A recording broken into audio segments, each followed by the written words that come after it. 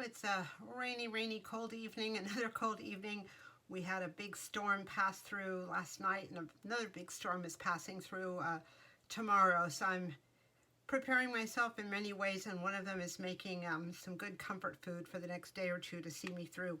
So I'm going to be making kind of a spaghetti pasta casserole. Why I call it a casserole is because after I've made it, I'm going to bake it in the oven in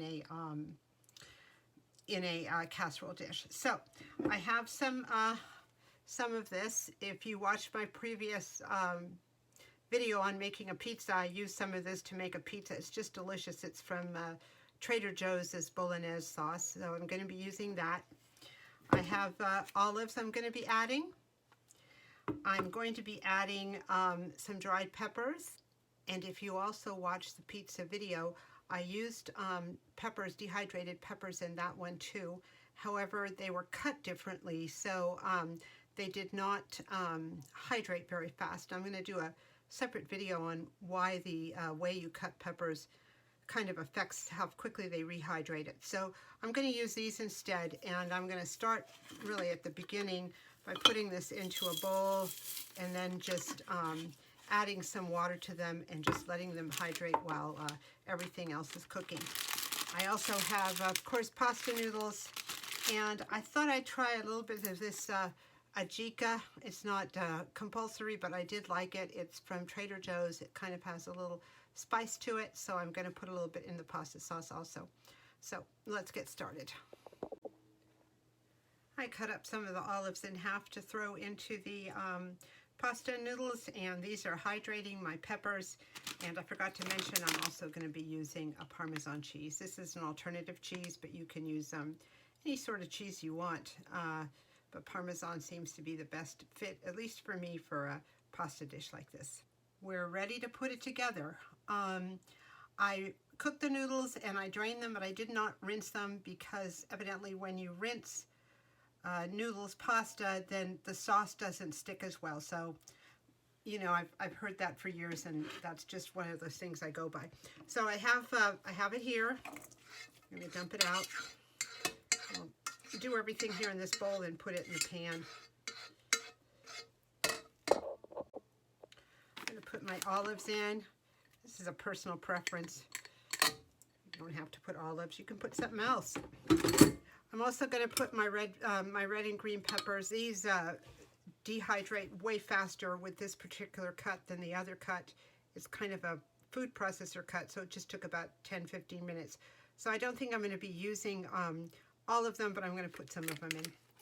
The rest I'll have in my potatoes. We'll see how this looks. Yeah, maybe I will use all of them. They smell so good. There we go. You could just add some olive oil and Parmesan cheese and you'd be ready already, but we want to add our red sauce too. So I'm going to take that and add it as well.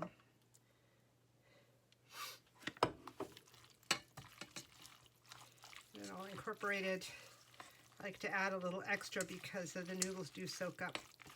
They do soak up the sauce. I think I'll finish the jar. Just mix it up. Already smelling good. I was going to add a little bit of that Ajika from Trader Joe's, and I think I'm going to do it now, a couple of sprinkles.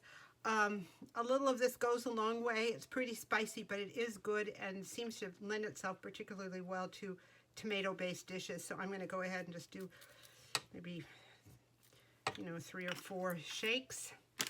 Mix that all in. And I think we're ready to put it in the pan. I'm going to spray this with some oil, Dollar Tree oil.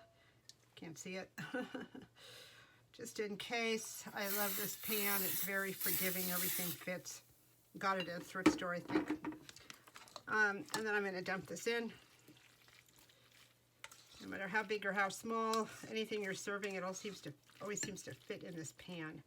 It's kind of magical. And there we are. And I'm going to add some of my Parmesan to the top. I've preheated the oven to 350, and I'll pop it in for a few minutes until the cheese is melted. And then I'm going to have a little bit for dinner. There we go. Again, you can put any sort of cheese you want on top. This is something I thought would be good for tonight. There we go, into the oven at 350 for a few minutes. Well, here it is right out of the oven, and boy, does it smell good and look good. I'm going to let it set for a few minutes, and then I'm going to grab a piece and we'll check it out.